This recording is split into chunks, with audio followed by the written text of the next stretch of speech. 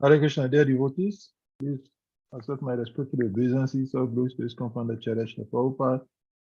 All glories to Sri Guru and Gauranga.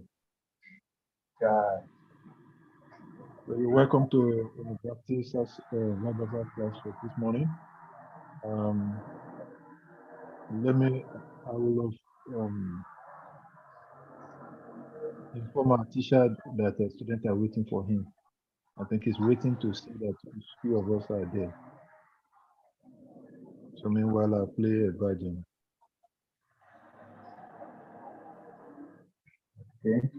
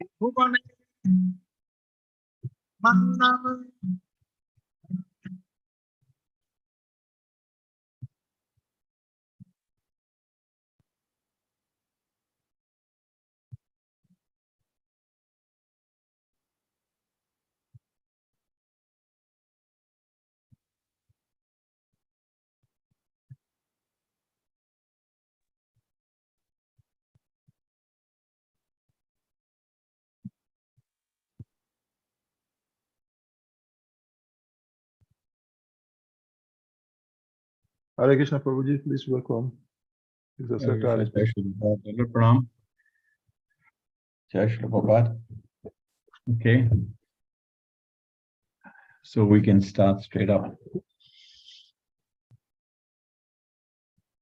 Om Jnana Timirandhasya Jnana Shalakaya Chakshurun Militam Yena Tasmai Sri Gurave Namaha Sri Chaitanya Mano Bhishtam Stapitam Chena Bhutale Swayam Rupa Kadamaham Dadati Kapadantikam Namo Vishnu Padaya Krishna Prestaya Bhutale Srimati Bhakti Vedanta Swami Niti Namine Namaste Saraswati Devi Gauravani Pracharine Nirvishesha Shanyavadi Paschatya Deshatarine Jaya Sri Krishna Chaitanya Prabhu Nityananda Shri Advaita Garadhara Sivasari Shri Gaura Bhakta Vrinda Hare Krishna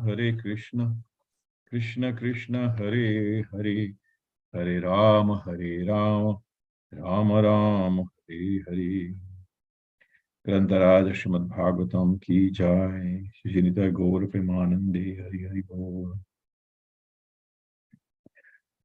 So thank you very much for attending this Bhakti Vaibhava class, systematic study of Srimad Bhagavatam under the auspices of His Divine Grace Srila Prabhupada, Srimad Bhagavatam commentaries. So we've been going a bit too slow, I guess, but I think we've been going in the subject matter as it is expected for Bhakti Vaibhava to be sort of a bit deep, because we should be able to see everything from so many different angles. And discussions are important, but also most important is a Purva Swadhyaya. It means that devotees have to actually study these topics very nicely. And then once you read and you come to the class, it's a completely different ballgame.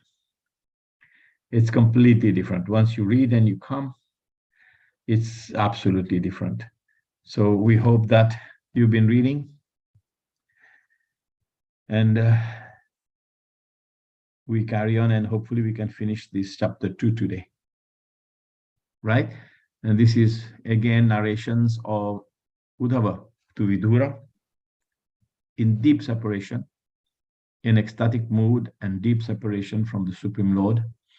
First, he described the pastimes of Sri Krishna outside Braja. It means mostly his pastimes are related with his associates, his parikara, and his parshadas, his associates in Dwarka. Thus we have discussed. Right? So let us now.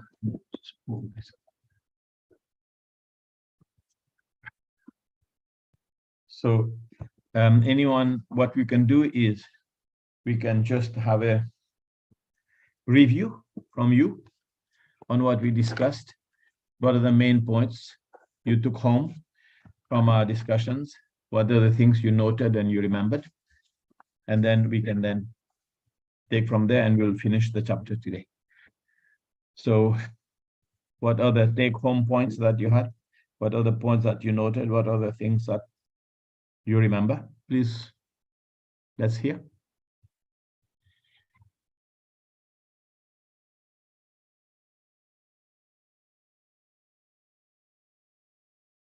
Anyone? Just unmute and shoot. Hare Krishna, Prabhu. Yes, Prabhuji. Madhuvan Prabhu. You're welcome, Prabhu. From our previous discussion, we described how Krishna appears whenever there's a friction between devotees and devotees. Just like in the forest, when there's friction between the bamboo trees, the fire kindles. So the same way Krishna appears whenever there are such frictions to protect the devotees and annihilate the miscreants so that it can give pleasure to devotees. We discussed like that generally.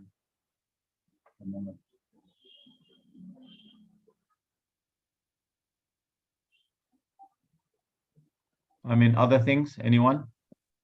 Please, everyone should remember something, bring it up.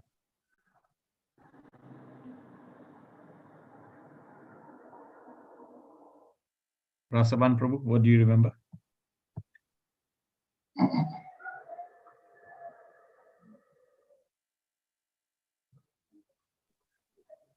I remember the emperor verse we discussed into the emperor verse. Srimad Bhagavatam 1:328.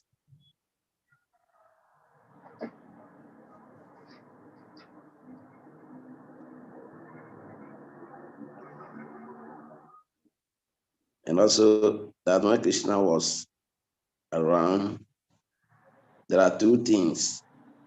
How Yoga Maya affects devotees, and then how Mahamaya also enact itself on the demons.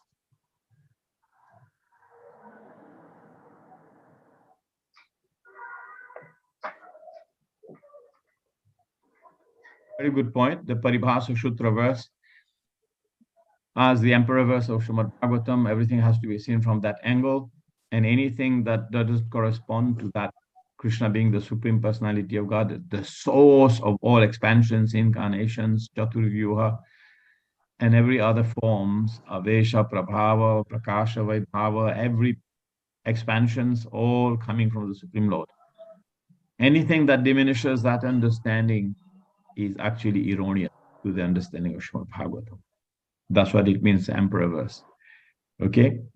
Anything else? Anyone?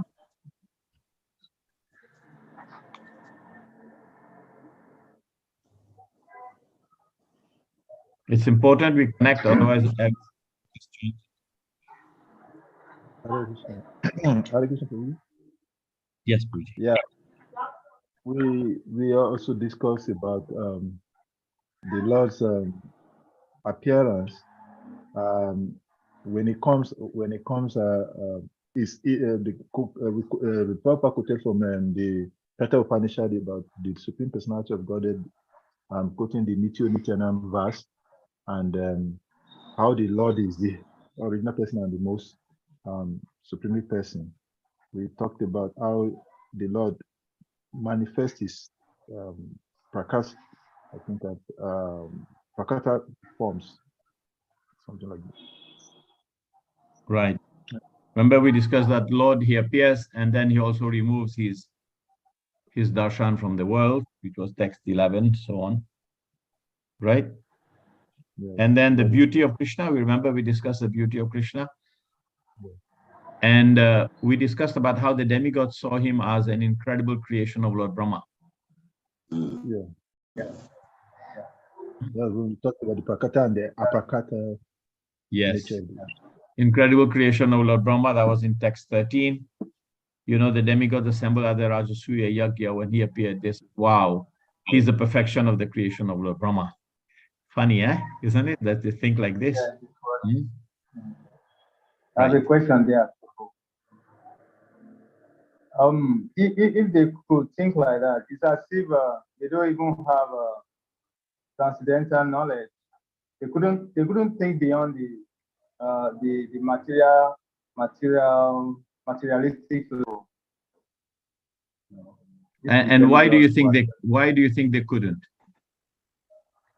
Well, I think it's natural. If one is, transcendental knowledge is just knowledge that is beyond material.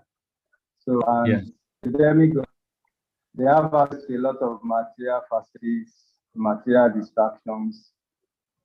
So, they have that tendency. Yes, it's not within their purview. It's not within their concern. They are interested in karma kanda activities. They're interested in fruitive activities, and they have service which is administrative, mostly influenced by the modes of Rajagun, Tamagun, and sometimes Sattvagun.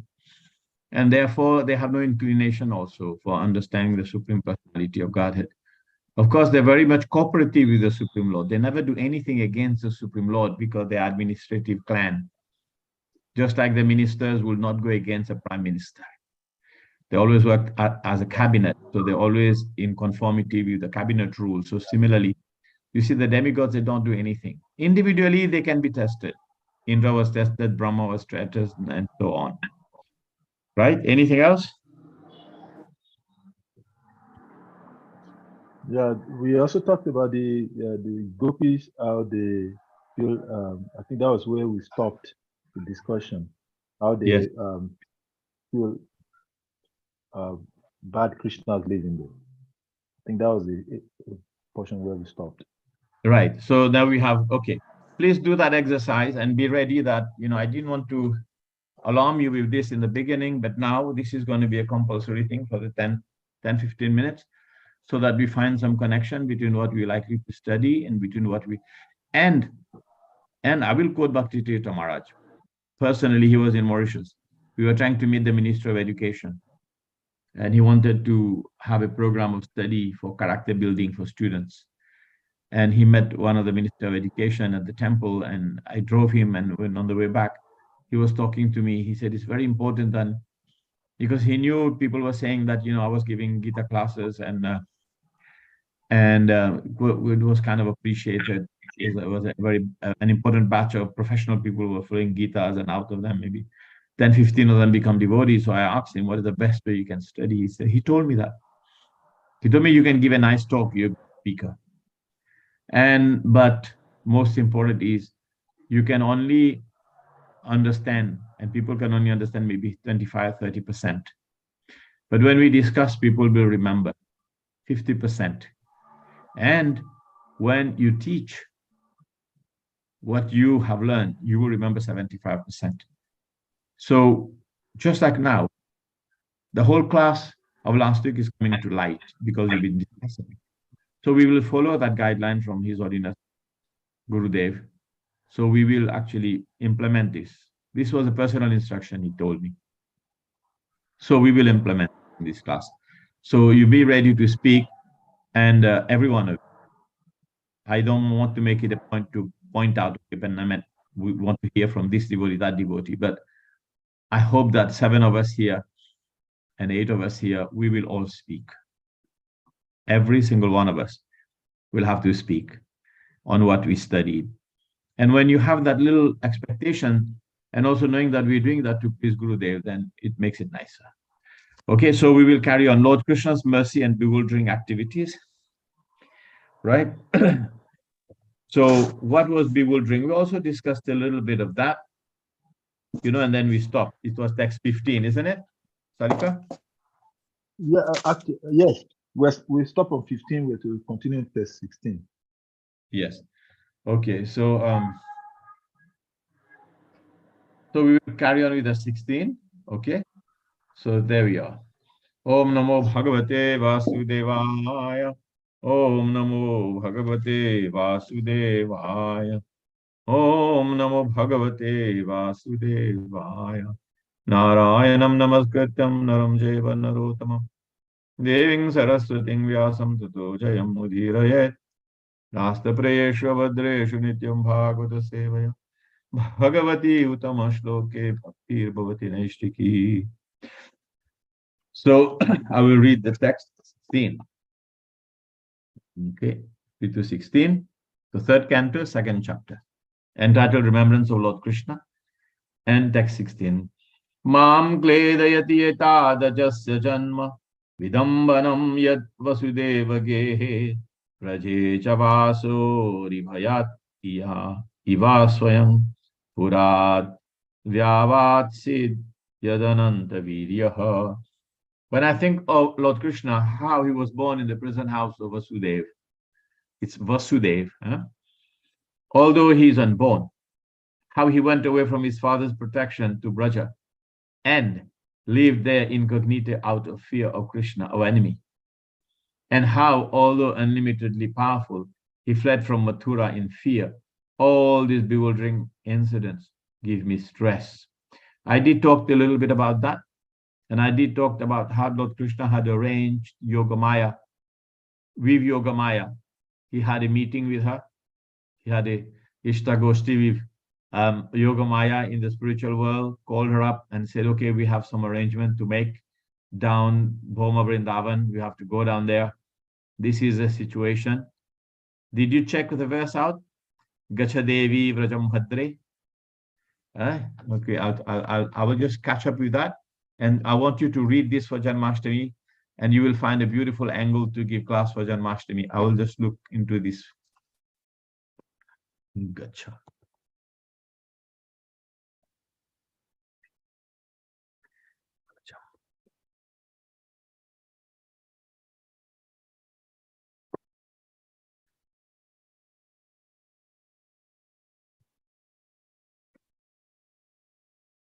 I can share. Host, you can make me host.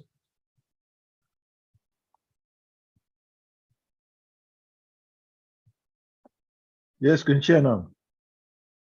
Here's a verse. For the last 3 years, my Janmashtami class has been based on this. So please listen to this. So this is Gacha Devi Vrajam Bhadre. It is related to this very beautiful pastime here in the 16. Gacha Devi Vrajam Bhadre Gopa Gopir Alankritam Rohini Vasudevasya Bharyaste Nanda Gokhule Anyas Chakam Sasambigna Vivare Suvasantihi. The Lord ordered Yogamaya, O my potency, you are worshipable for the entire world, and whose nature is to bestow good fortune upon all living beings. Go to Vraja, where there live many cowherd men and their wives, in that very beautiful land where many cows reside. Rohini, the wife of Vasudeva, is living in the home of Nanda Maharaj. Right? Other wives of Vasudeva are also living there incognito. And this is what is mentioned here. Living there incognito. Right? They're hiding away because they are afraid, because of fear of Kamsa. Please go there. So that is the background upon which Lord Krishna arranges his own pastime. Special meeting with Yogamaya in the spiritual world, ordering her to go down to Nanda Gokul. Right? There, that's the verse. So therefore Krishna arranges his own pastime. Then he orders him, Devakya Jatare Garbham Seshakyam Dama Mamakam Tatsani Krishna Rohinya Udare Sanivesaya. Within the womb of Devaki is my plenary expansion known as Sankarshan or Shesha. Without difficulty transfer him into the womb of Rohini. You see that? So there it gives a very interesting understanding of actually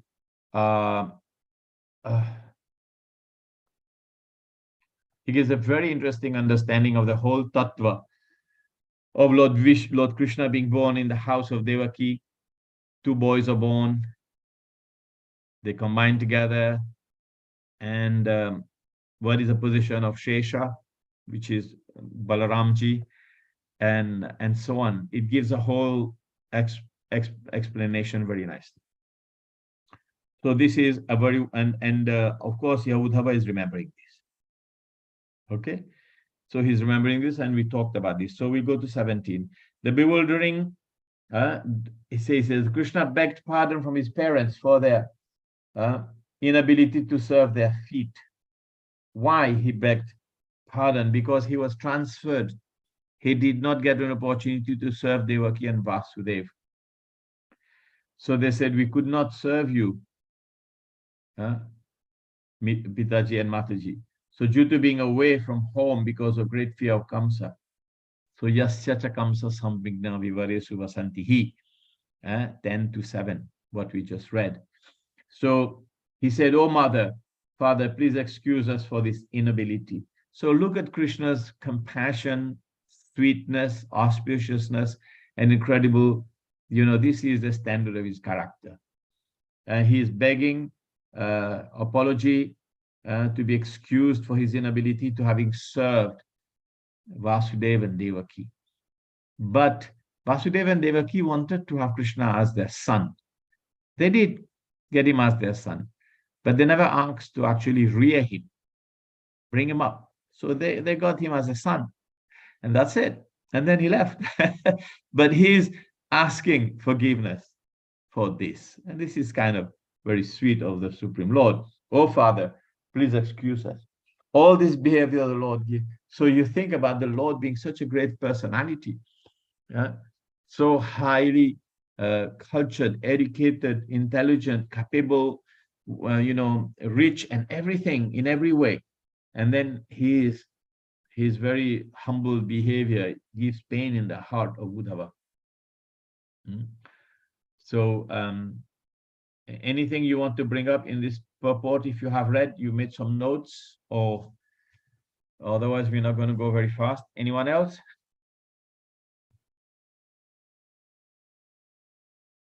Maybe we should go a little bit forward more, because most of the classes in this section deals with 2 subjects, and I have question in the 2. Yes, sir. All right. So text 18. Who, after smelling the dust of his lotus feet even once, could ever forget it? Simply by expanding the leaves of his eyebrows, Krishna has given the death blow to those who were burdening the earth. So just by giving, looks like that, with his frowning eyebrows, he actually would make sure that these people are dead. So Krishna cannot be accepted as one of the human beings, even though he played the role of an obedient son. His actions were so extraordinary that by the simple waving of his eyebrows, he could deliver death blows to those who were burdening there. So it's just like, someone very powerful signal to someone like this, then some mafia boss will know, okay, this person, get rid of him. So Krishna is similarly, in a way, it is said here, by raising his eyebrows in pointing out certain of these individuals, they were actually eliminated from the surface of the earth.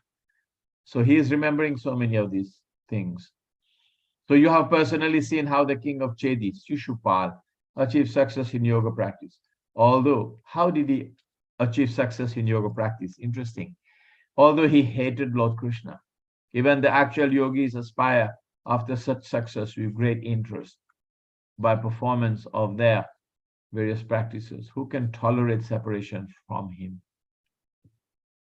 So he had been insulting Krishna, but even then, Lord Krishna's causeless mercy was exhibited in the assembly of, in the Rajasuya Yagya of Yudhishthir Maharaj. And Vidura is remembering Uddhava is appointing, and Vidura is also remembering, he was there, and he witnessed how Krishna killed Shishupal, but then something happened. What happened is they saw that he actually took shelter at the lotus feet of Krishna. Something came out of the body of Shishupal and went into Krishna's body, which means that he got liberation. So he's remembering this. So we will read now the text 20.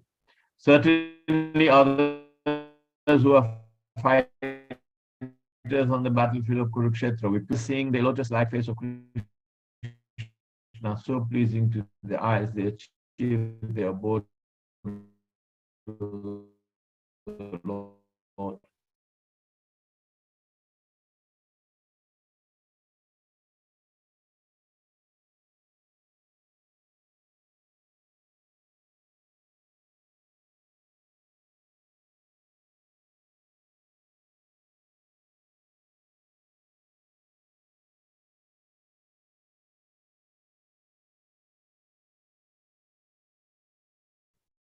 Hare Krishna.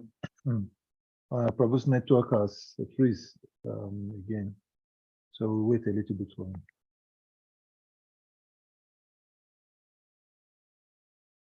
Okay, it's come back. Yeah, is this a problem with me or with all of you? I think it's your network problem. Yeah, I'm paying so much for my network. I'm paying an extra money to get a good network, and every day I'm giving class. It just goes 15-20 minutes into the class, the network just goes. It's too much, so much cheaters going on everywhere. Yeah, materialistic people. So we'll read here in the middle of it. And so let us just read this purport. The Supreme Lord, Sri Krishna, appears in the world for two missionary purposes: to deliver the faithful and to annihilate the miscreants. This is Gita 4:7. But because the Lord is absolute, his two different kind of actions, although apparently different, are ultimately one and the same. The annihilation of a person like Shishupal is as auspicious as his actions for the protection of the faithful. All the warriors who fought against Arjuna, but who were able to see the lotus-like face of the Lord on the battlefield, achieve the abode of the Lord, exactly as the devotees of the Lord do. So Krishna is absolute. Krishna can do anything he wants. Yesterday, someone asked me a question. Can non-vegetarian go back home, back to Godhead? How do you answer that question? Come again with that, please. Can someone who is non-vegetarian go back home, back to Godhead? Yes, you can. My answer was very simple. I said, Garuda is non-veg.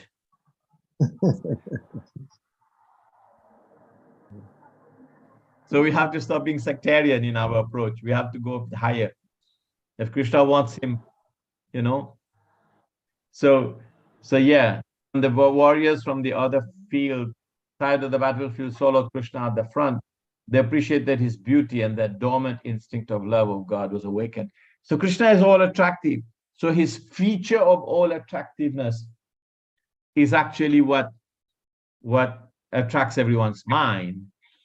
And can you imagine his beauty? Just like we're chanting the holy name of Krishna. The holy name of Krishna is so powerful that we've been chanting for some years, and we never tire of chanting the holy name of Krishna. So there's something attractive in the holy name of Krishna, that despite coming from whatever situations, we are still chanting the holy name of Krishna.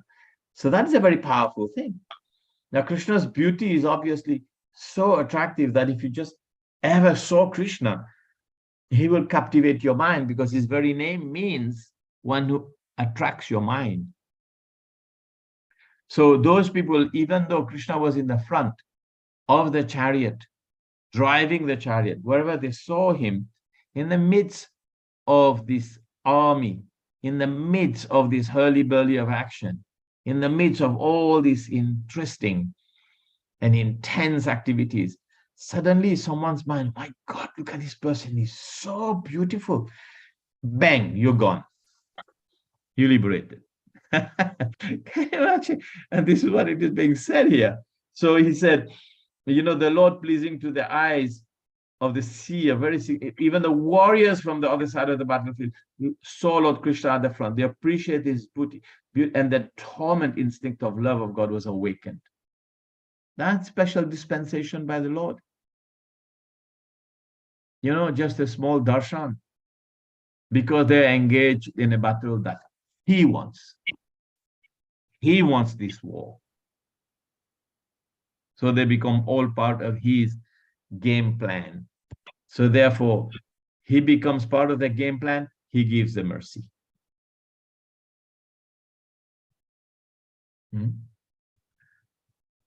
So therefore, Shishupal saw the Lord also, but he saw him as his enemy, and his love was not awakened. He saw him as his enemy. His love was not awakened. So if you see him at least as neutral, someone attractive but neutral, if you saw him as pratikul, not anukul, favorably, then the love will not be awakened. But you will still get liberation, because you will be neutral, or you will deny your own existence as a loving servant. So therefore, you will not get the position of a servant, but you will get the position of someone who becomes absorbed in the impersonal brightness or glare of the body of Lord Krishna, which is called the Brahma Jyoti. So therefore, Shishupal achieved oneness, Sayujya Mukti, with the Lord by merging in the impersonal glare of his body called the Brahma Jyoti. Others who were in the marginal position, being neither friends nor enemies. So there's so many different types of people, and this is very interesting here. Generally, the world, society is filled with people at all levels. So here it is said that now they are marginal. Others who are in the marginal position, being neither friends nor enemies, but slightly in love of Godhead by appreciating the beauty of his face. So this is more like Shantaras, a small glimpse of Shantaras. Right? How is that possible? We have all experienced it. First time we go to the temple, we get some prasadam. First time you saw Gurudev, first time you saw something related to Krishna consciousness, you have a deep sense of, my goodness, this is great. This is so great. And then this keeps pushing us towards spiritual life for the rest of our lives. We think of this beautiful experience. So you can say more or less it's like this here, because here it is said, others who are in marginal position, being neither friends nor enemies, but slightly in love of Godhead. How would they become slightly in, look at Prabhupada's words, but slightly in love of Godhead by appreciating the beauty of his face, were at once promoted to the spiritual planets, Vaikunthas. So this is again very special mercy, special dispensation of the Supreme Lord. Just have that inclination to appreciate him. He's there in the battlefield, and then you get liberated. But here, Prabhupada is making it clear, those who are neither friends nor enemies. Can anyone make a comment on this? Yes, Prabhu, I rather have a question on that. Go on. Yeah. So in the ultimate, these people are at this level here on the earth. In the ultimate, when they get to Vaikuntha, do they now come to the level of full love of the Supreme, or they still keep on in their earthly mindsets? No, because if Vaikuntha means no Rajagun, no Tamogun, no Sattvagun. It's Shuddha Sattva. We've discussed this. It's Shuddha Sattva, yes, which means that they will manifest. Now, if they haven't developed a relationship, appreciating the very beauty, the greatness, some of the qualities of the Lord, is actually Shantaras. Those who have not developed an intense love of God based on wanting to serve, but just appreciate his greatness, his beauty, his incredible valor. Wow, this is great. This person is incredible. You know, I wish I could see him more. I really appreciate that. And that's Shantaras. Shantaras is characterized by not a desire to serve, but to appreciate the qualities of the Lord, the greatness of the Lord. So yes, they will become maybe trees, cows, plants, dust, water, or things like that, which they have a relationship of Shantaras with the Supreme Lord. Right? And those who want to serve, Dasyaras, then they develop an affection. They want to do something. I love him so much, I want to do something for him. Then it's like Dasyaras, it goes up. Then, oh, he's so great. He's such a nice, incredible servant, incredible master. I wish I could be more intimate with him. Maybe I can do him some, he'll reciprocate with me as a junior friend, as a senior friend. Then it's Sakyaras, like that. Okay? Yeah. Yes, Prabhu. Just in connection to what you just explaining, we've had that when a soul from this material planet gets benediction by Krishna's mercy, Guru's mercy, whatever or practice, when it becomes liberated, whichever level of liberation he got, he goes into another planet where Krishna is performing his activities and he can be able to learn. So I'm talking about these devotees who got the benediction of Santaras, who just appreciate the Lord's greatness. And do they actually go to the Vaikuntha planet directly, or they just got liberation and get an higher body in a different environment where Krishna is performing his lila, because Krishna's lila is nitya, as we discussed last week. Krishna's lila is nitya.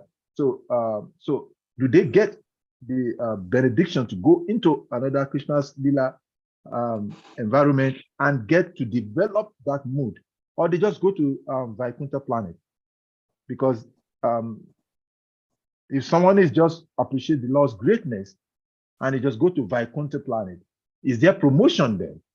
Because I want to get some clarity from that. There's always possibility of promotion, because someone can develop their relationship further, even though they may be very happy. And even from Vaikuntha, you can upgrade yourself to other, even though you may be very happy. There's always that possibility. That is definitely there. If someone is developed, he's perfectly happy in his service, but can also improve.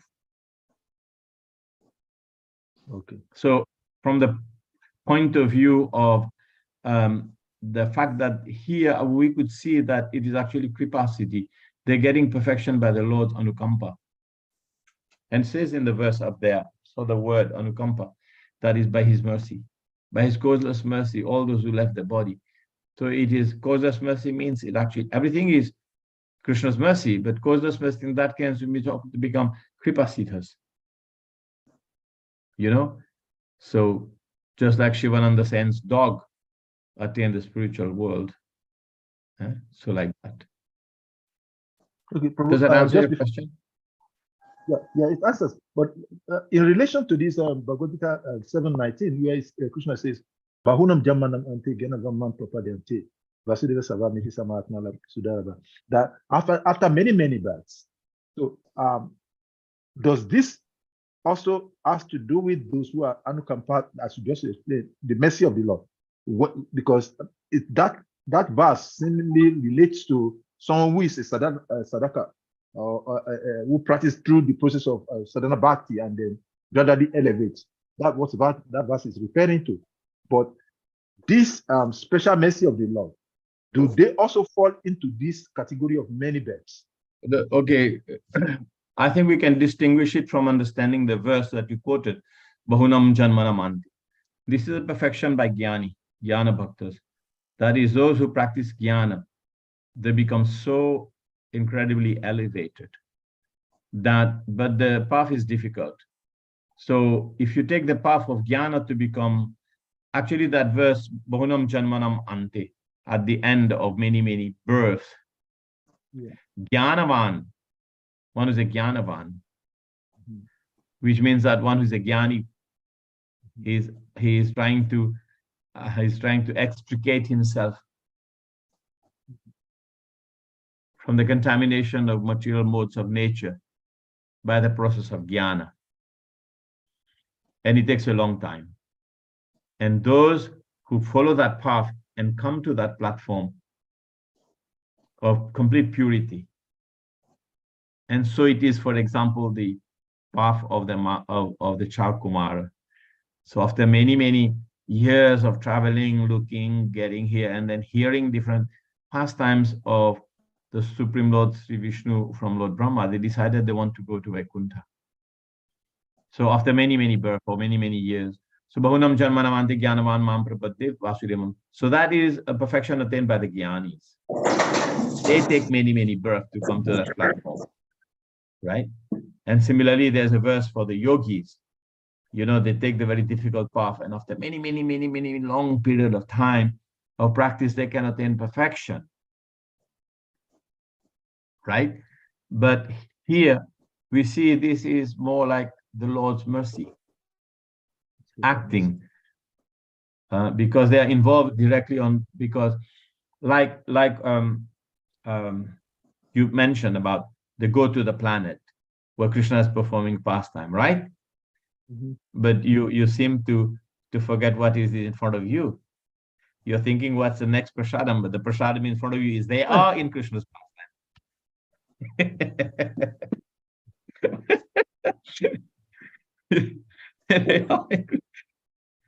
Right? Yes. Oh, this is not Krishna's pastime, Salika. You can do better. Come on. This is Krishna's pastime. Okay. So yes. Go ahead. Go on.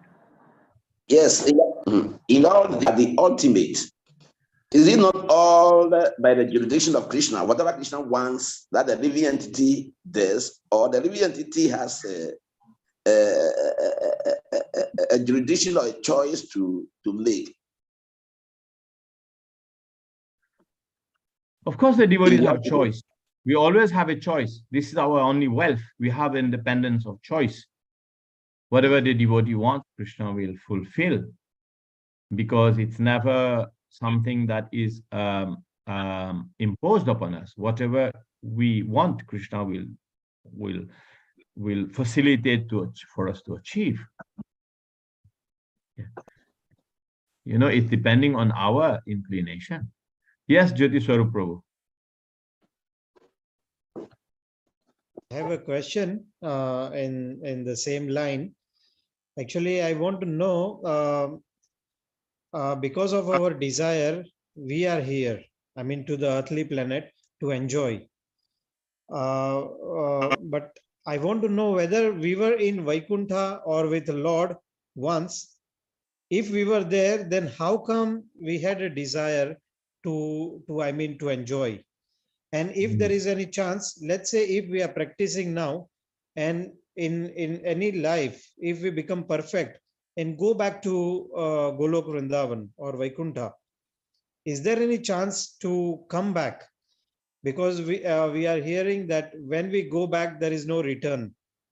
So there is no return. Krishna guarantees. Yeah. Yeah.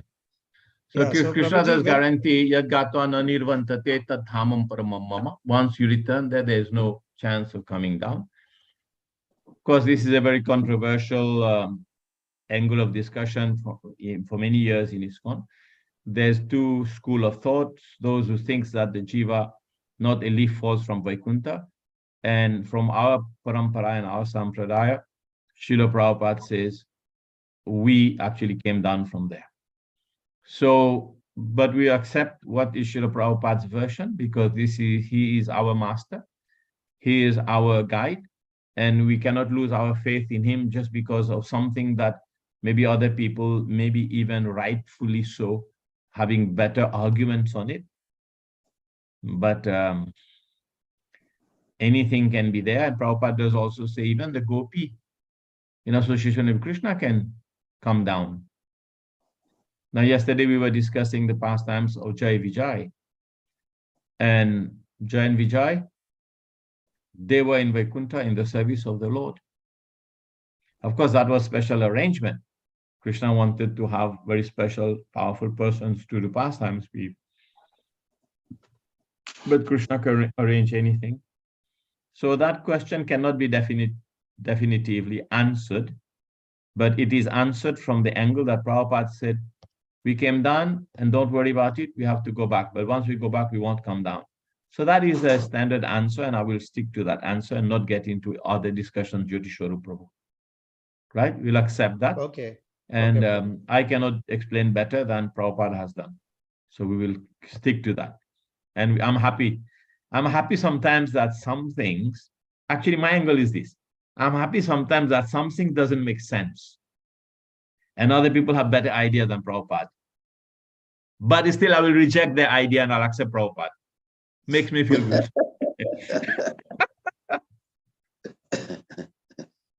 That makes me feel better. Yes, you may be right. But Prabhupada is more right than you are. Logically, no. Discussion-wise, no. Still, goodbye. Thank you, Prabhupada. I will follow you. That's it. Then that one can be classified into undefined law for Prabhupada. Yes. Man, he saved me. Yes, He saved me. So for the rest of the journey in my material life, he saved me. And the least I can do is say, right, he saved me. That's it. So you can come with better ideas, but you did not save me. He saved me. So let's stick to that. Kavikarnapur Prabhu, let me hear from you. Hare Krishna Prabhu, thank you very much for that. The answer you gave, that we cannot surpass whatever Prabhupada conclusion Prabhupada has given us. But Prabhu, also I always think that because from our own Siddhantas also, how at the end of the when the end of the universe comes, everything goes back into the Lord Vishnu. Then in the beginning of another millennium, everything comes out from Lord Vishnu. So my own is that where Lord Vishnu is lying, is it not a spiritual word also? Because whatever the Lord is spiritual. So where the Lord Vishnu is lying in Svetadrup, it's a spiritual word. So if we say we are coming from spiritual word, does it not mean it can mean we are coming from there also? Because we are originally from there, except to become perfect, and we go back to Goloka Vrindavan. I don't know. This is from my own angle. You can also see it like that. Because Mahavishnu, he also has his own abode and his own kingdom. Even though he's an expansion that is functional in the creation of the material universe, Vishnus are Purusha avatars, and Purusha avatars are functional in the creation of the material universe, material creation. Yeah, I also thought like that a long time before, that we're in the body of Lord Vishnu.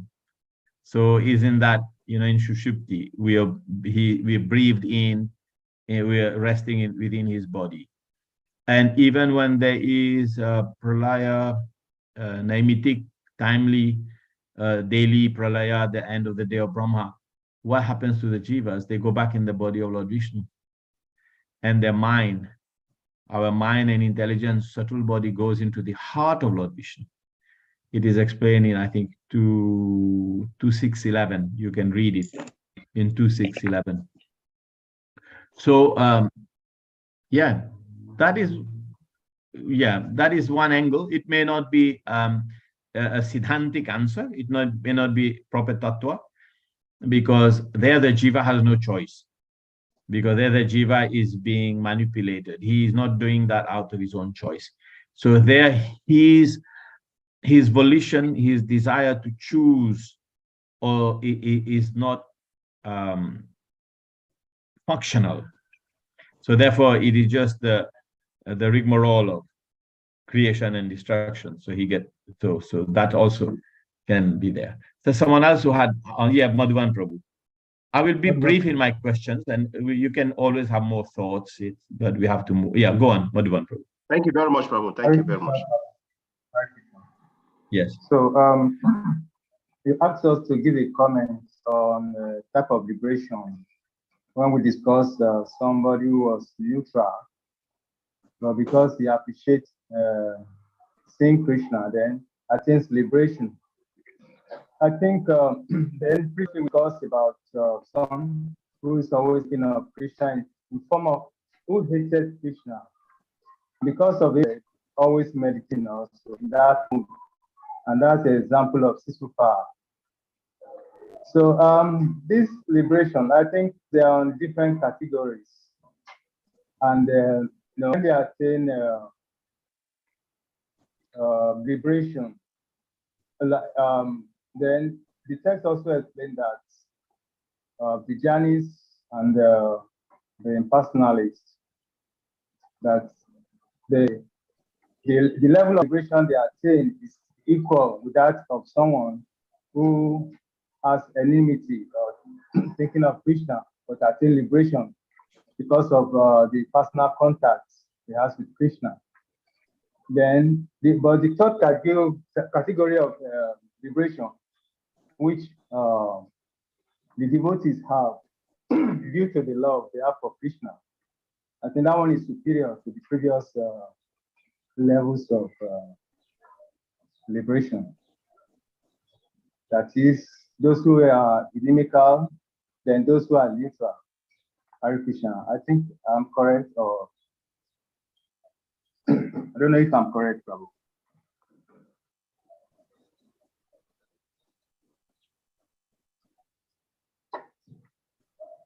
We are not hearing you, Prabhu. Hare Krishna, Dr. Krishna Prabhu, you are muted. Okay. Well, okay, thank you. Yeah. The Mayavadis are inimical because they derive the form of the Lord. They think the Lord has no body. The impersonalists, they take the empirical path of jnana. So they are neutral. They don't know better. So that's one thing.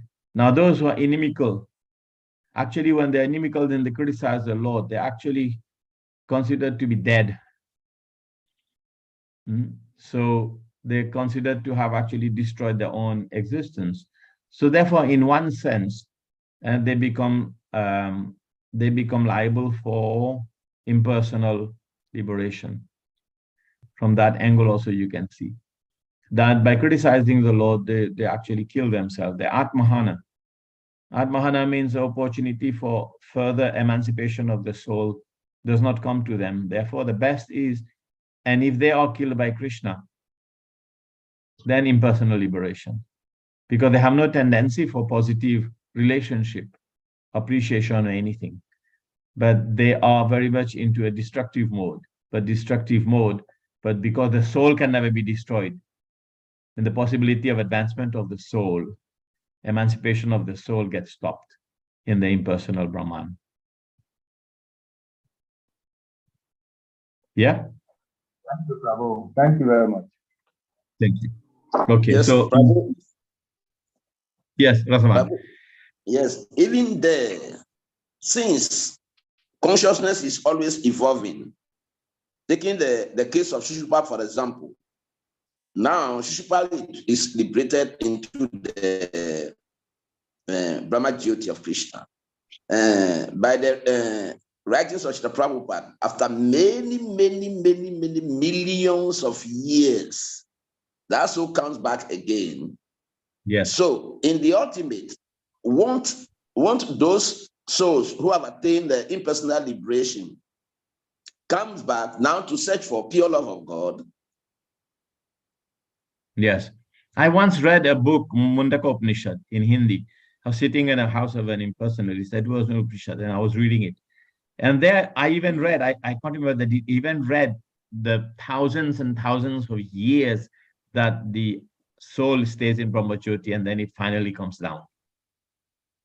Even there is a specific kind of explanation. But the other thing is also that Sadashiva, the Lord Shiva, sometimes he does Harinam in Brahmajyoti and he liberates them.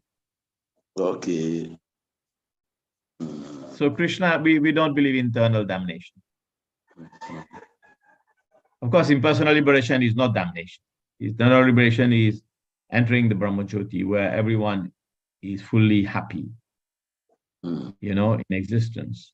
They feel their existence and they feel no pain. And so it's a different thing. So is that okay? We stop here for this one? Yes.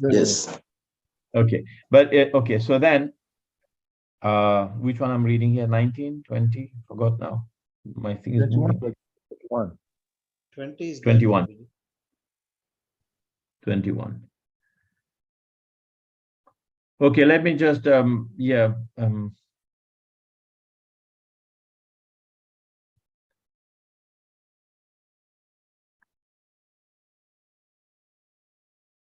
the last part of this 20 was Krishna is engaging Arjuna in the war, and therefore those warriors who appreciated the lotus feet of the Lord and saw his face at the front had their dormant love of God awakened, and thus they were transferred at once to Vaikuntha, not to the impersonal. This is interesting. It's there. So it is the last 5 lines, the last 8 lines I'm reading in the purport. And it says, those warriors who appreciated the lotus feet of the Lord and saw his face at the front had that dormant love of God awakened. Because the impersonal Gyanis, they don't see the lotus feet of the Lord. They have no appreciation for any quality of the Lord. This is in relationship to the Atmarama verse. The Atmaramas, they may be self-satisfied Gyanis, they go to impersonal Brahman. Atmaramas Chumunnayor Nirgantya Purukrume. But Kurvanti Mahitukim Bhakti Mitambuto Guno Hari. Even the Atmarama, self-satisfied soul, they become attracted. But here these people on the neutral state, they engage according to their Swadharma. They engage according to the rules of engagement of the foreigners to fight in a war that is being organized by the Lord. So Prabhupada further up in the purport, he says they're on the neutral platform. Even though they may be engaged in fighting against Krishna's team, Krishna doesn't see anyone as friends and enemy. He never sees anyone as friends and enemy, nor does a pure devotee. Therefore, he considered to be neutral. They are engaged in such a situation. Yes. So here it is said that, therefore, the warriors who appreciated the lotus feet of the Lord and saw his face at the front had their dormant love of God awakened, and therefore they were transferred at once to Vaikuntha Lok, not to the impersonal state of Brahmajyoti, as was Shishupal. Shishupal was inimical. So the platform of being neutral. Shishupal died without appreciating the Lord, and while others died with appreciation of the Lord. Neutrality, appreciation, or inimical. 3 things, right? So both were transferred to the spiritual sky, but those who awakened to love of God were transferred to the planets of the transcendental skies. So Prabhupada has everything in the purports. You know, it's incredible, but it just requires reading together with devotees. Everything gets churned and presented to us. If you're reading on your own, you will just pass through this purport like you will not notice it. But the special, a special churning by the association of devotees. So Uddhava seemingly lamented that his own position was less than that of the warriors. This is so interesting. He said, because these personalities, they saw Krishna and they left the body. And he is lamenting, he said, and he even laments that even those who are inimical or fighting in the opposite camp. So first he's saying Shishupal was inimical, but he attained moksha. Those who were on the neutral platform fighting against the Lord, they attained Vaikuntha. And look at me. And he was depressed. Look at me. And he was lamenting his own position was less fortunate than that of the warriors on the battlefield of Kurukshetra, because they had attained to Vaikuntha, whereas he remained to lament the disappearance of the Lord. Look at his incredible deep sentiment. Beautiful. So this is a remembrance of the level of remembrance of Uddhava. So Lord Sri Krishna, I'm reading now text 21. Lord Sri Krishna is the Lord of all kinds of frees and is independently supreme by achievement of all kinds of fortune. So what is Krishna? Is the Lord of all kinds of frees. Can anyone make a attempt some explanation here?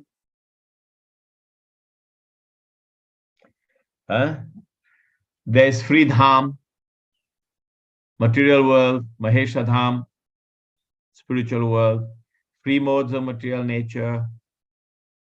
There's free Vishnus. There's three levels of planetary systems, lower, middle, up. So the free is a very important number in Vedic philosophy.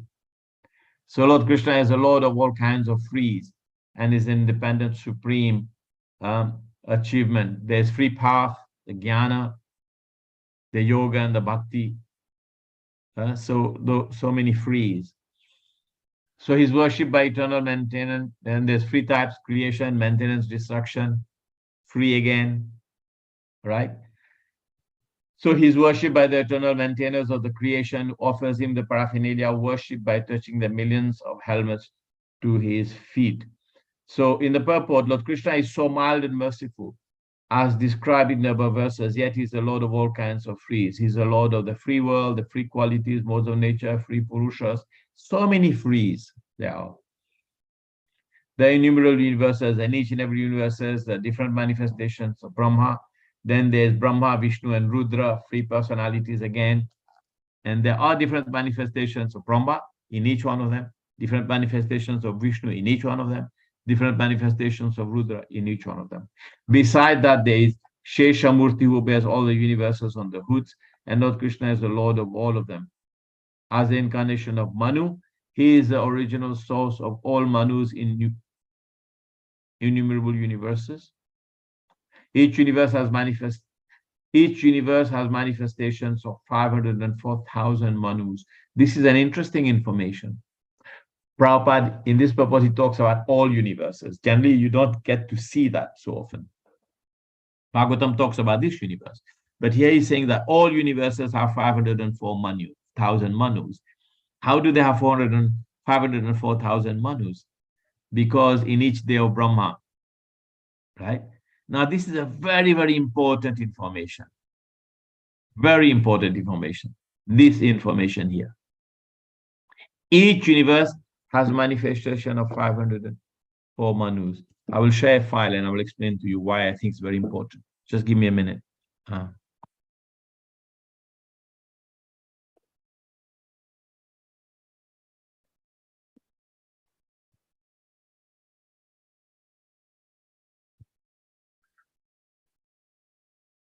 Okay, you can see this file.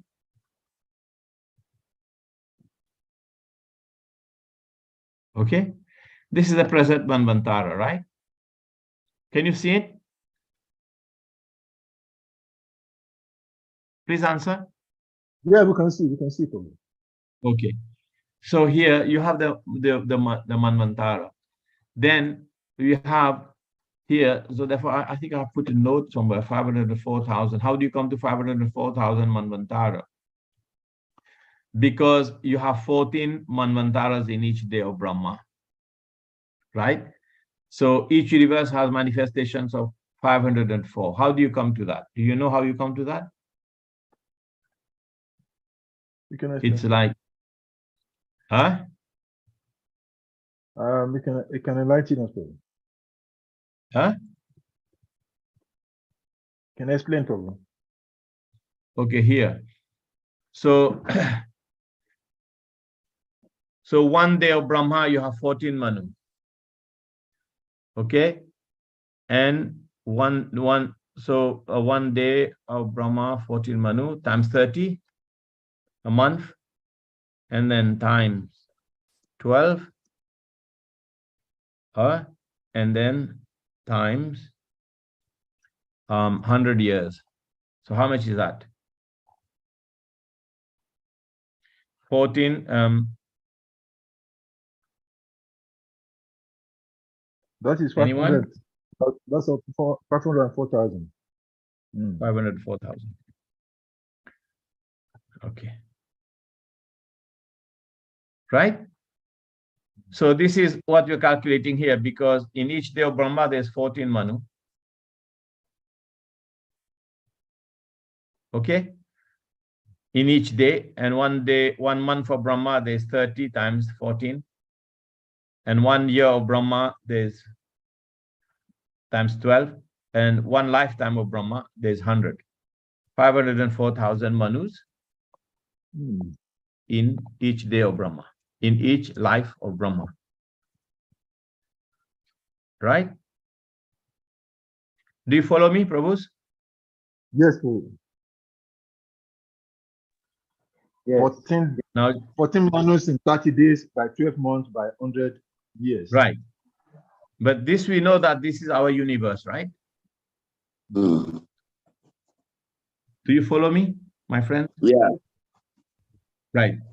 So, but here, Prabhupada, this statement is full of meaning. Each universe has manifestations. So that means that each of the universes also have Brahmas who lives for 100 days.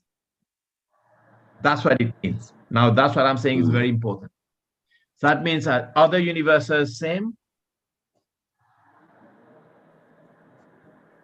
That means, implies what? Implies other universes, implies other universes also Brahma has same longevity. So it means that the universes are parallel. It's a very profound statement. Okay.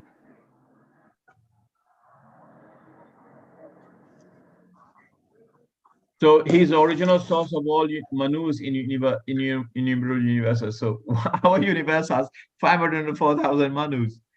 Huh? So that's between the creation of the universe and the destruction of the universe. And all the other universes have the same. That means that they have Brahmas who lives for hundreds of years. That's what we can really say. So then he's a lord of three principal Shaktis, Chit Shakti, Maya Shakti, Tatashta Shakti. Right? He is 3 types of Shakti. There's Maya Shakti, there's Tatashta Shakti, and there's Chit Shakti. You know about this, right? Anyone wants to ask a question? Chit Shakti is spiritual energy, Maya Shakti is external energy, and Tatashta Shakti is us, Jivas. We're on the fence. We're special energy. And then also in the spiritual world, then you have Sat, Chit, and Ananda, and it goes on. Okay. So there. So text 22. Therefore, Vidura, does it not pain us, his servitors? So he's saying to Vidura, I'm left here, and he's gone.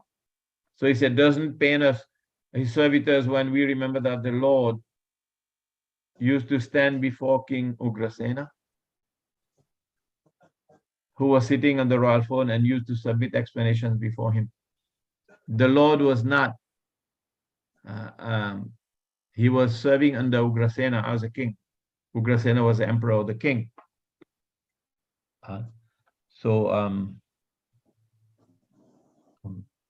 Right, so, and therefore what used to happen there is Krishna would come with proposals, and he would present his proposal to Maharaj Ugrasena, and he would submit his explanation just like a courtier, like a person in a royal court. And he says, oh my Lord, please let it be known to you. So he would address in such respectful manner, knowing that he is the Supreme Lord, the Lord of all lords. This broke the heart. His humility, his presumptions, his assumptions, and his, acting in a normal way actually broke the heart of, pains the heart of Uddhava. So Krishna's gentle behavior, he's saying, Krishna's gentle behavior before his so-called superiors, such as his father, grandfather, and elder brother. His amiable behavior with his so-called wives, friends, and companions. It's very sweet here. This behavior as a child before his mother Yashoda, and his naughty dealings with his young girlfriends cannot bewilder a pure devotee like Uddhava. Because a pure devotee, he can understand Krishna's identity as the Supreme Lord, but acting within different rasas with different personalities. So therefore, obviously, the devotee, he understands that. But Uddhava is taking a very humble mood. Others who are not devotees are bewildered by such behavior of the Lord. Non-devotees cannot understand. They criticize Krishna for having so many wives and playing with the gopi girlfriends.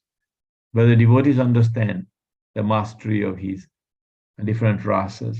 So my Lord, so he's saying, this bewilderment is explained by the Lord himself in Gita, that those who are not his devotees, avajananti mamuda manusimtanum parambhavam ajanantu mama bhuta maheshwaram, persons with poor fund of knowledge, they belittle the Lord because he appears in the human-like form, because they do not know his transcendental nature. Okay? But such unfortunate persons merely pick up some slogans from a great book of knowledge. So basically, they pick up one or two verses from Gita and they push it around. They have their own agenda and they think that they know. But devotees, we don't do that. Today, especially the advent of Gita. So the best thing we can do is actually glorify Lord Krishna. And we talked about Gita, which is so nice. The battlefield of Kurukshetra, Krishna was there. Wow, this is so Krishna's explicit mercy upon us. So text 23. How shall I shelter one more merciful than who granted the position of mother of she-demon?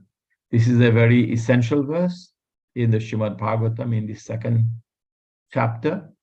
This text, this verse has to be remembered. It's 3 to 23, 30 to 23, 3 to 23.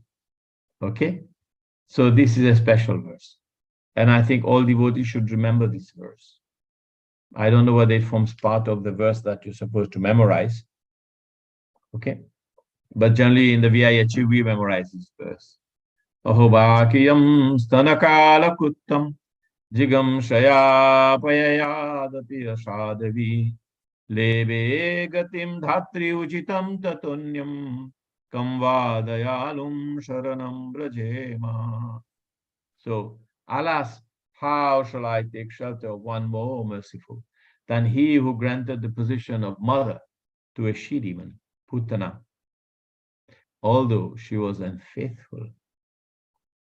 What she prepared deadly poison to be sucked from her breast. So this is a beautiful explanation. And Uddhava is remembering about the character of the Supreme Lord. And this is the high standard of character of the Lord we love. And his standard of character is judged by this beautiful verse. And maybe you know the pastimes behind this verse also is so sweet that Lord Sri Krishna, when Putana offered her breast, which was smeared with poison, and she, typically it is explained here, that she was unfaithful. And she prepared deadly poison to be sucked from her breast. But the level of character of Krishna is such that he did not see the ill intentions of Putana. But while he took her breast in his mouth, he accepted the idea that as a mother, he was offering the breast, and disregarded the fact that she had poisoned, being an unfaithful person wanting to kill him. What does that show? That shows his extreme good nature and compassion. This shows his extreme good nature and compassion. And this verse is one of the verses, there's two verses. Some devotees say it's 3 verses. Some devotees say 2 verses or 3 verses. I know 2. That, I'll get some water.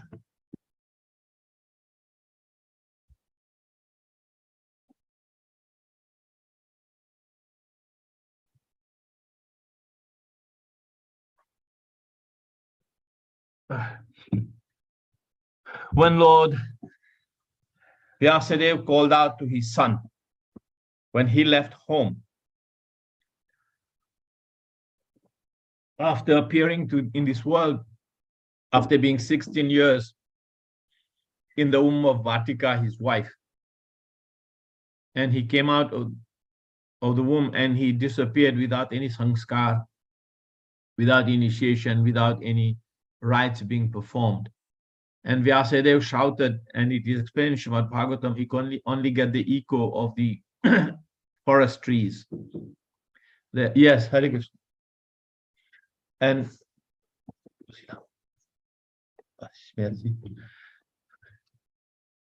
no,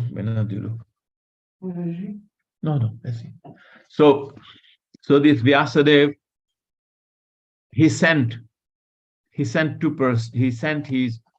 disciples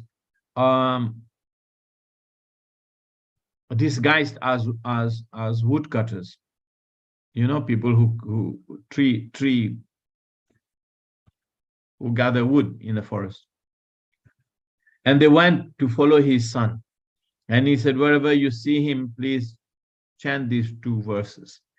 And one verse was Vadha Pirannata Vadavapu, I think it's 1923. That verse which describes the absolute beauty of Lord Krishna. Do you know about this story? Does anyone know about this story? Please.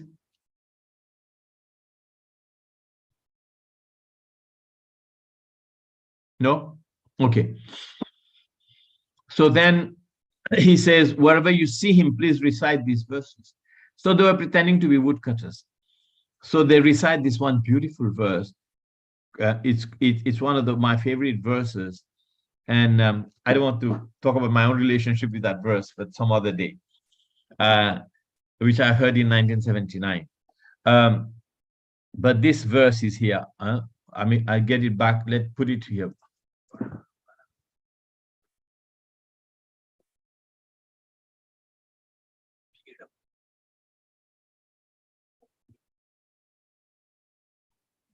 Badha Pidam Natavada Bada Bada.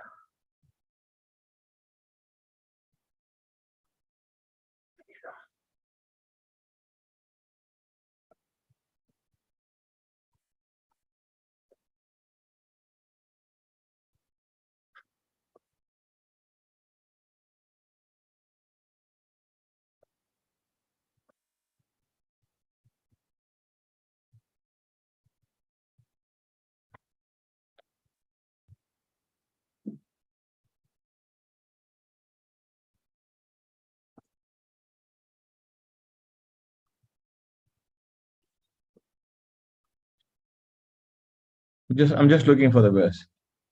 It's always it's a difficult verse to find because it's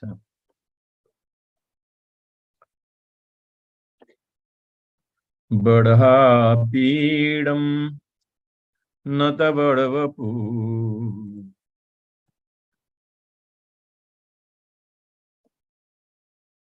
Oh, here it is. Okay. Okay, here it is.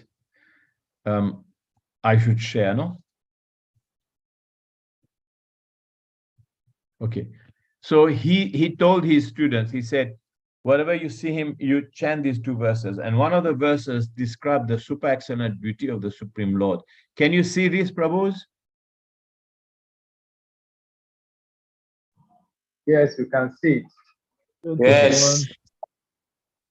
So this is the verse 10:21:5. Please note it down. 10:21:5.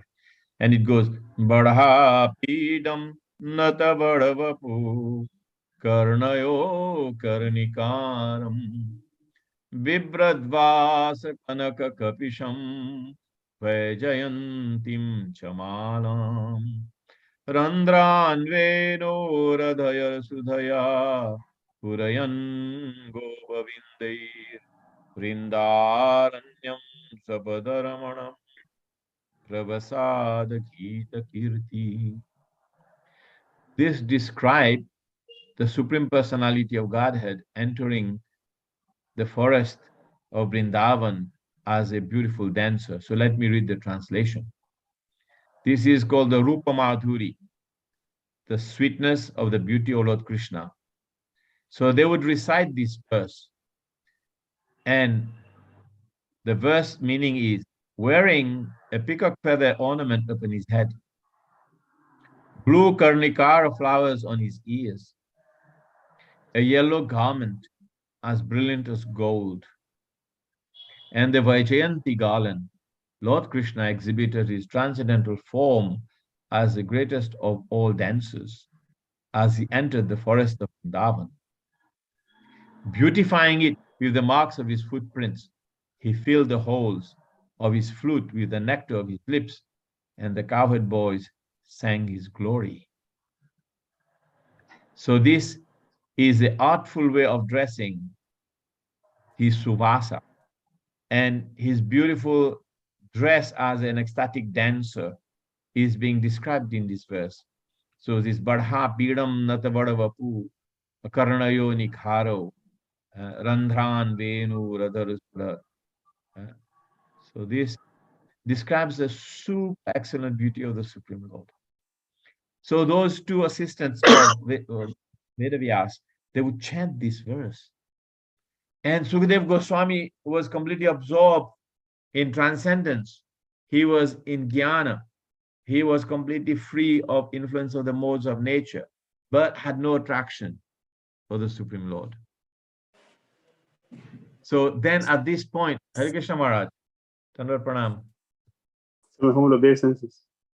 Jai. Hare Krishna. Hare Krishna. Jai Shri Prabhu. Thank you for a wonderful job service. Hare Krishna. Yeah. So we are at this point explaining, we have come to this free 223, and we're explaining the Ahobakiyam Stanakala Kuttam Jigam Saya. That beautiful verse describing the kindness, compassion, and superlative, beautiful character of the personality of God as Krishna. And we're explaining the pastimes where when the Lord is entering the forest of Vrindavan, the text 10:21:5, Badha Pidam Natavadavapu Akarnayo Nikharo Randhran Venu.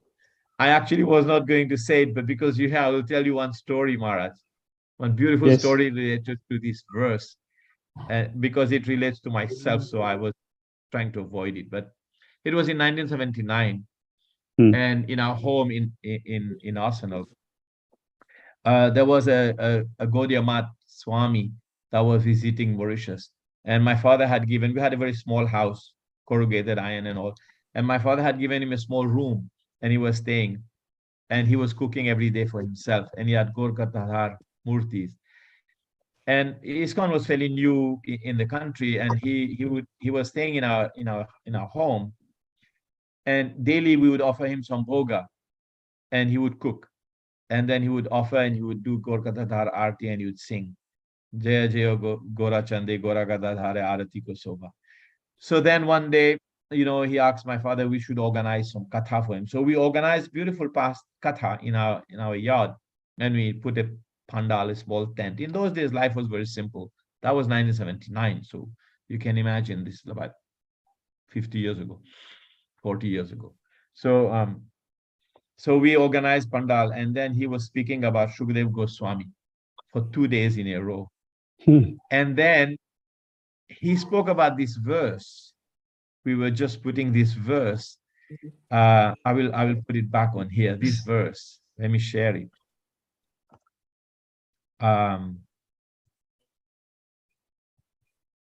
This verse, and he was singing this verse in our home, and there was about 200 people who had attended the program, and he was speaking about Bhagavatam.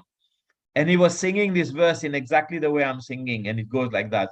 And it goes, Badha Pidam Natavadavapu Karnayo Karnikaram Bibradvasa Kanaka Kapisham Vajayantim Chamalam Randhran Venu Radhara Sudhaya Purayan Gopa Vrindair Vrindaranyam Sapadaраmanam Pravisada Gita Kirti.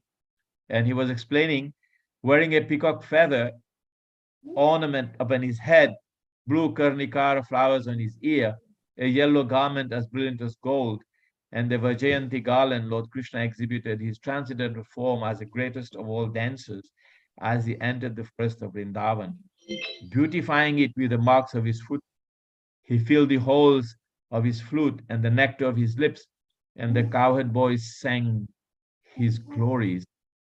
And he was explaining this was the turning point of Shukadeva Goswami being attracted to the super excellent, superlative beauty of the Supreme Lord.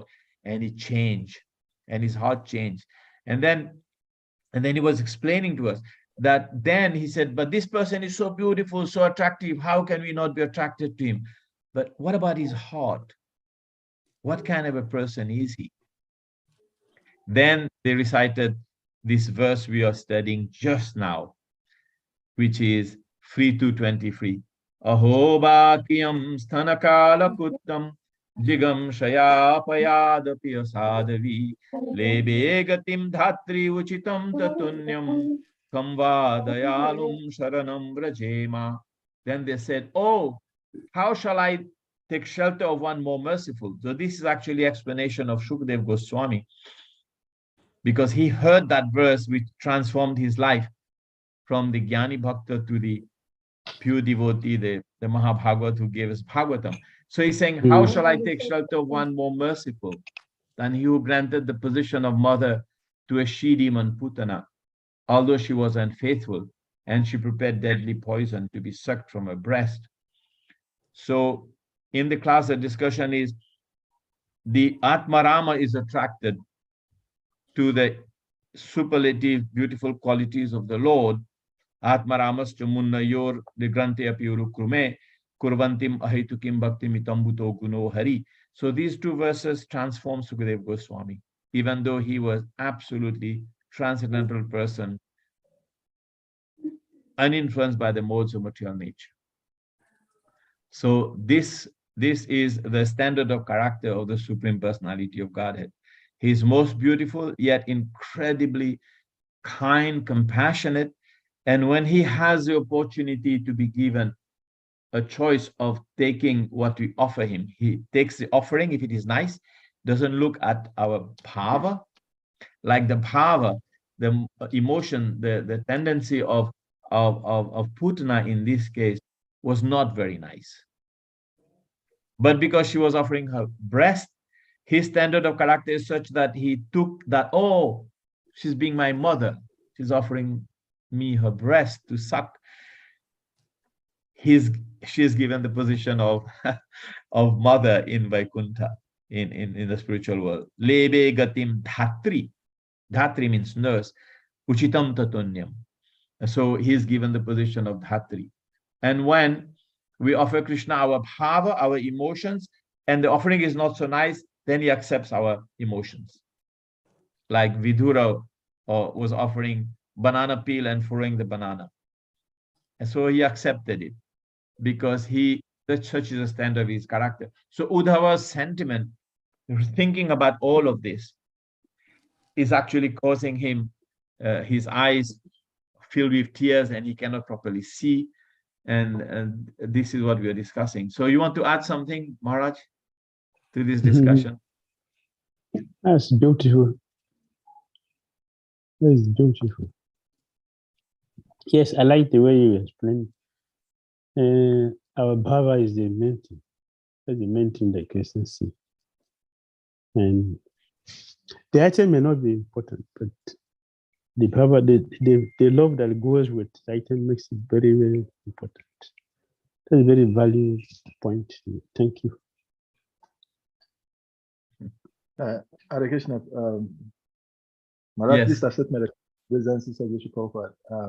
I just wanted to make a clarification. I think maybe Chaitanya Prima has made a mistake in terms of timing, because I see Maharaj join us now. I don't know. I reminded him this morning about the Bhakti Sastri class, and it was supposed to be 10:30 Ghana time, 11:30 Nigerian time. But I think maybe he has wrongly informed Maharaj that 10:30 Nigeria time? Because I see Maharaj Jiva is exactly 10:30. So Yes. I don't know. Oh, smart. I think Oh, is Maharaj is giving class today? Yes. Yes. it's in Bhakti Sastri by 10:30 Ghana time. I think he wrongly informed him of the timing. So Yeah, that's Maharaj what came he in. did. But I don't want to disturb Prabhu's lecture. Please continue. Continue. And finish So it. we have some more time to finish the class.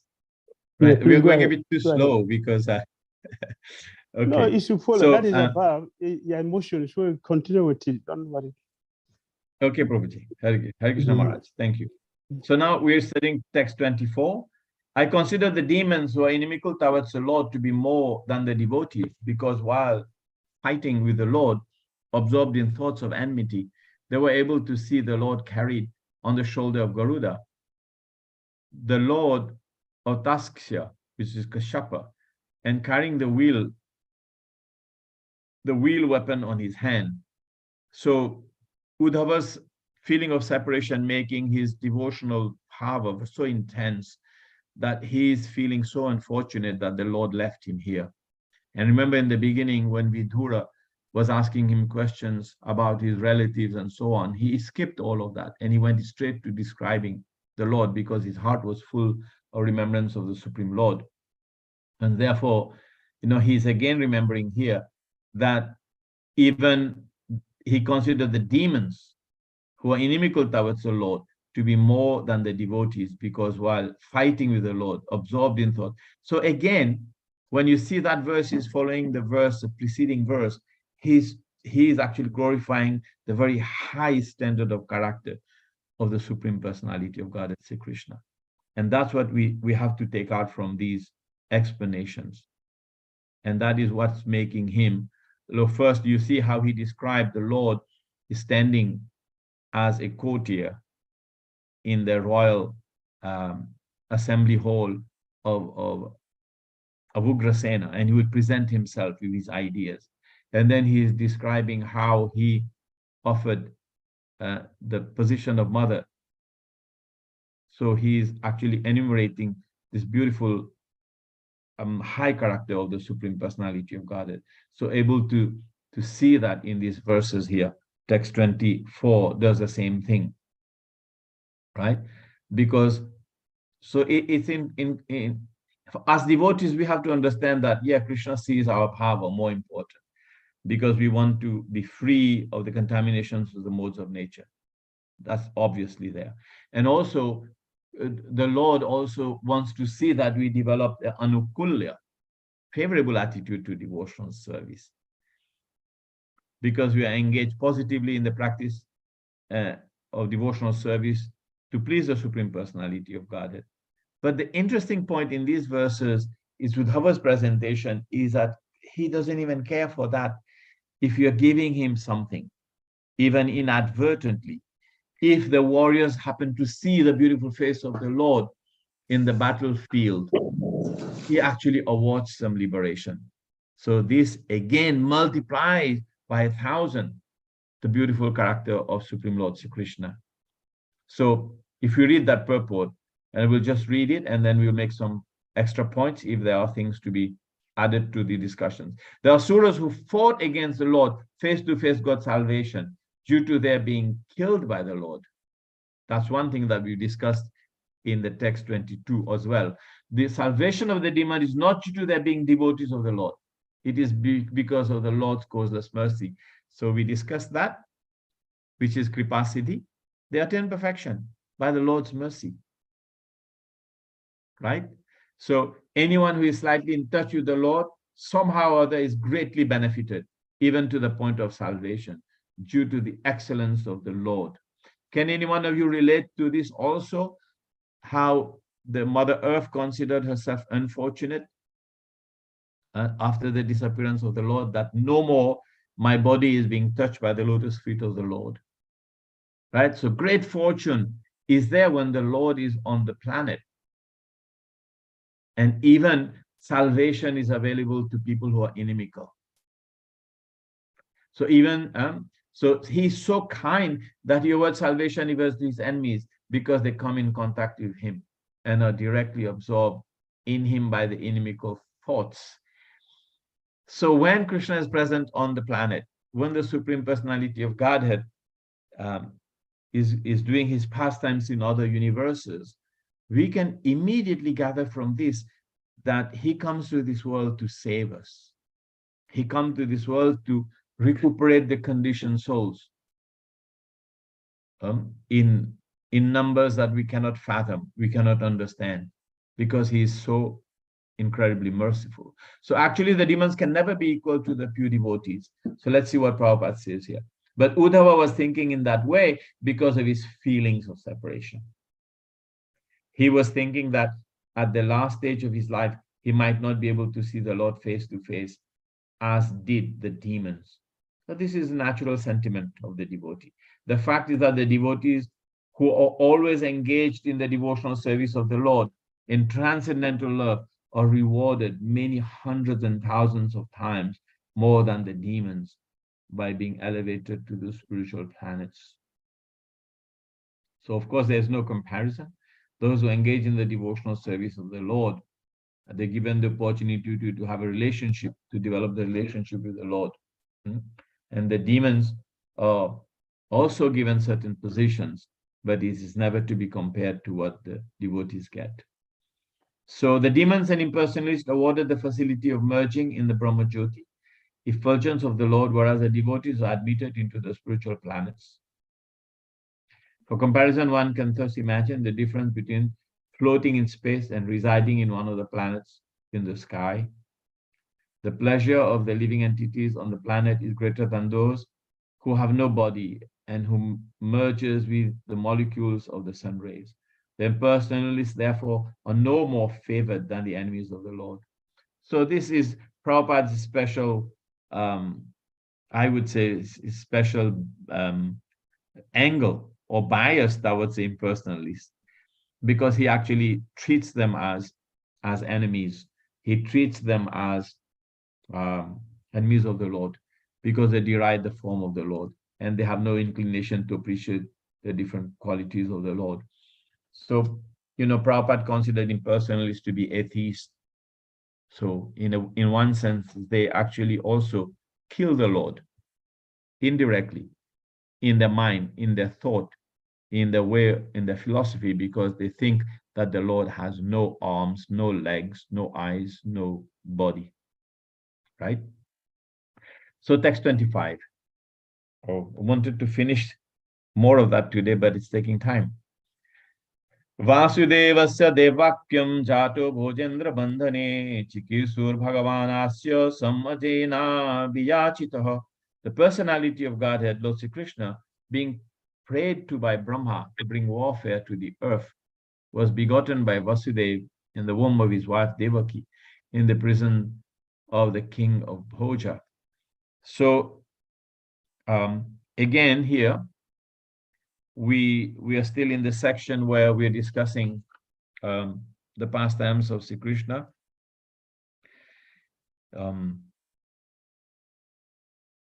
Now it starts to go to this section where the pastimes of Krishna is being discussed in Braja.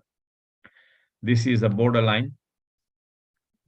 So previously, all that we have discussed is the pastimes of Krishna in Hastinapur, the battlefield, and especially in relationship to his incredible mercy from the text 15 to 24. So Lord Krishna's mercy and bewildering activities, right? And you have that overview that I have sent you. So now at the text 25, the personality of God, Sri Krishna, is being prayed to by Brahma to bring welfare to the earth. So this prayer is obviously Lord Brahma accompanied by associates or demigods go to the shore of the Shira ocean and they worship Shirodakshaya Vishnu, Vipurusha Shukta, asking him to come and please alleviate the burden of the earth. Right? This is why it is said like that here. Being prayed to by Brahma to bring welfare. So every time there's burden, then Lord Brahma accompanied by a delegation goes to the shore of Shira ocean. And they pray to Lord, please alleviate. So the Lord has his special dham within the material universe. And he's like like an embassy. And they go there and they say to the Lord, because he's a maintainer, so he's in charge of maintaining the right order of maintenance, sthanam in the universe. And every time there is a difficulty, then obviously that situation is repeated by Lord Brahma. So what was the question, Shalika Prabhu? Okay, thank you very much, Prabhu. In the pre-study of this section that we just finished, there are two sentiments that I noted in my note on this section. It started from where the fear of Krishna, of Vasudeva, the Krishna devotee Vasudeva, is afraid of Kamsa taking Krishna to Vrindavan, and even Krishna, although he's the Supreme Personality of God, is similarly afraid of Shishupal running away from him. Is that this section starts from that concept of, or the emotions of fear, and it goes to this end, towards the end of this section, where we're talking about how the devotee, pure devotees, glorify their activities are just glorifying the Supreme Personality of Godhead. So when I'm looking at that and relating it into practical application of Krishna consciousness, that from the beginning of our devotional service, one of the major challenges in the conditional state of life is that we're always constantly afraid. And this fear checks us from being able to realize this special mercy of the Lord that is being described. And because this special mercy of the Lord is not appreciated or is not identified, we're not able to glorify the Lord as it is exhibited in the later part of this section. And then remembering Bhagavad Gita, Satatam, Pita, and Tumam, that the pure devotees are always glorifying Krishna. So our not being able to constantly glorify Krishna is as a result of this fear. But how do we translate this fearful state as different from the fear that Krishna is having on Shishupal, or the pure devotee like Vasudeva is having by taking Krishna away from that place? Because these are also fear, and the living entity also has fear, and which is actually checking. Yes. Yeah, the difference is actually the devotees were fearful for Krishna. Krishna was not fearful. So when you say in the verse that I quoted earlier, Gacham Devi Vrajam Badre Gopa Gopi, he says, Yasya Chakamsan Sabhigna is 10 to 7, 6 or 7. He says, Yasya Chakamsa Sambhigna Vivaresu Vasanti. He, in fear of Kamsa, the devotees were hiding, and Shishupal was never afraid of Krishna. And Vasudeva and Devaki, especially Vasudeva, was afraid for the welfare of Krishna. But Krishna was not afraid in any way at all. That is the difference. Because out of protection, out of the bhava of protection for the Lord, the devotees sometimes are afraid. But there is no, even though when, okay, you take the example of the last war between Jarasandha and Krishna. Krishna was not really afraid, even though he is considered Ranchor, he was. And Jarasandha would say, look at this rascal, he's afraid to fight, he's running away from the battlefield. He was not afraid. It just happened that he had a love letter from Rukmini, and he was just more interested to go and save Rukmini. But Krishna is never afraid of them. I don't know, that's an interesting research. Is there a pastime where Krishna is actually afraid? Anyone remembers? Yeah, the devotees are afraid for his welfare. Krishna was afraid for the punishment of Mother Yasoda. Oh, that is yes, that is a different thing. That is a different thing. That is a different thing. He's never afraid of the demons. He's afraid, and his fear was also because he did not want Mother Jashoda to have any tinge. Because what in the pastimes of Mother Jashoda, what is considered more important is when he actually eats dirt. Prabhupada explains about it. Because he starts to act in a way that he pushes Mother Jashoda to a point where testing her whether any tinge of sobriety in her love, because of his power and position, wanting to see whether maybe there's still some tinge of Aishwarya left in her. So he shows his big mouth and his universal form. So that also, you have to see it like that. He's pushing Mother Jashoda in a way to see that will there be a tipping point where she will see him incidentally as maybe, oh, he's God. That was his mood. That is a different thing. Because, and at no point Mother Jashoda said, I'm going to punish him. Even when the other gopis were saying, oh, aren't you afraid that maybe he's Narayan? Because when he was born, they did say that, you know, he's so powerful and so on and so forth.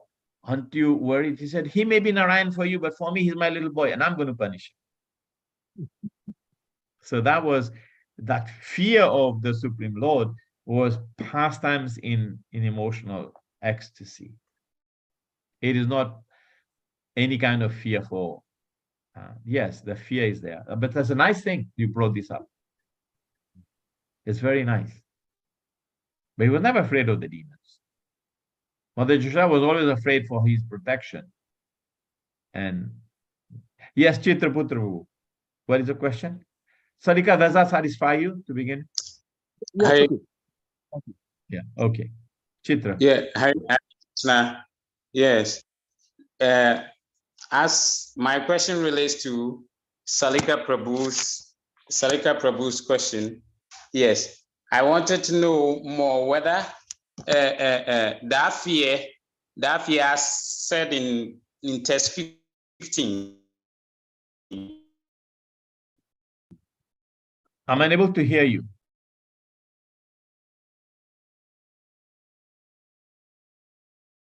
He's asked, Chitra Prabhu, I cannot longer hear. I think his network has ceased.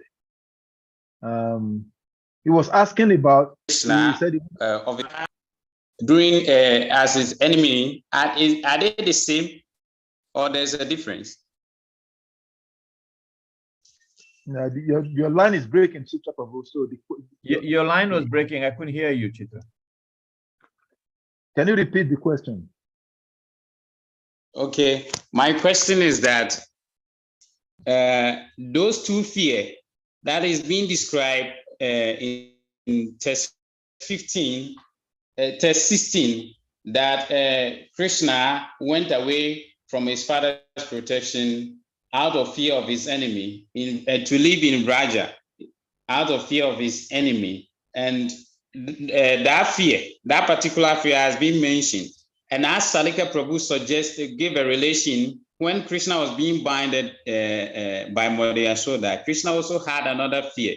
Those two fear, the fear for his mother being to be chastised and the fear for his enemy, are they the same? Is there a difference? Because both is a relation, is a rasa. Is there a difference? Yes, you answered half the question. It is actually rasa. Because when you read text 16, he says, he lived in Braja out of fear of the enemy. Braje vasu aribhayat. Because that was also the arrangement Krishna had made with Yogamaya when he had the Ishtagoshti with Yogamaya to prepare his pastimes.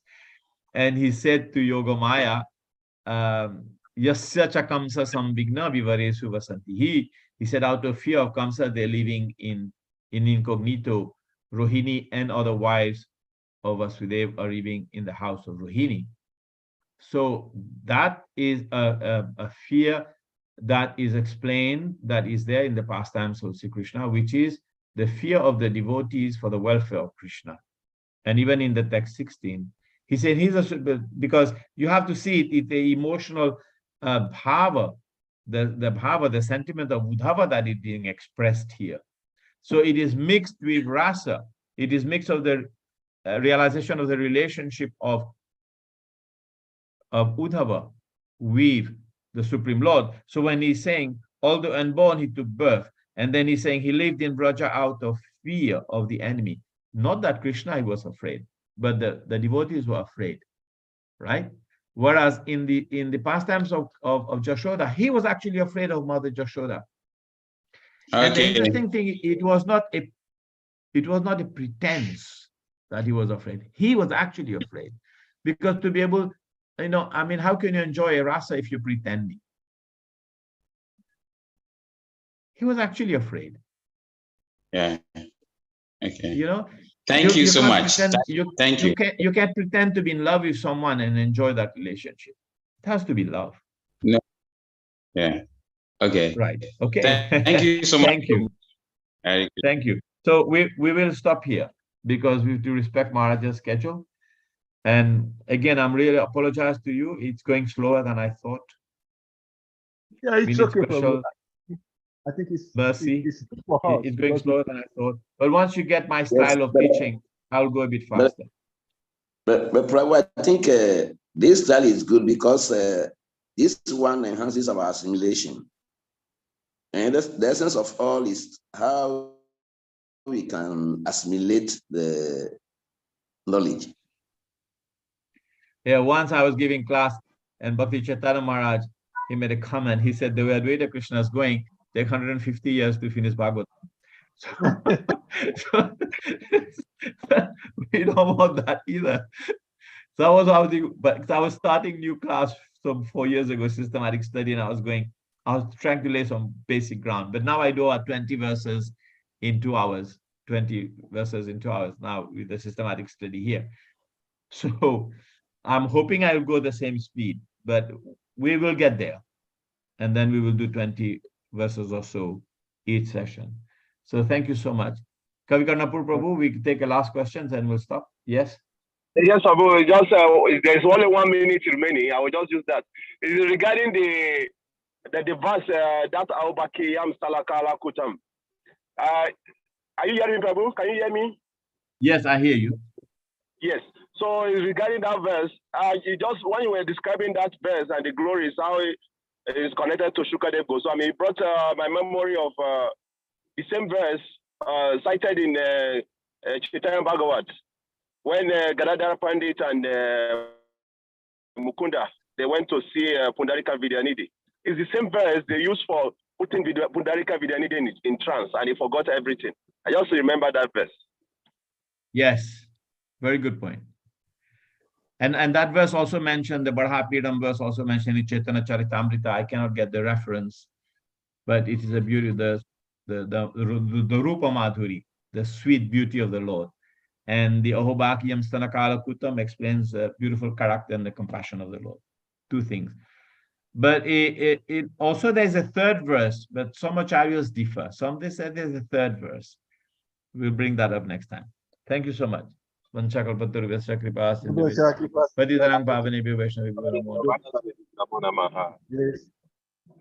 Advaita Krishna Prabhu ki jai. Yeah. Thank you so much Maharaj, for giving your darshan.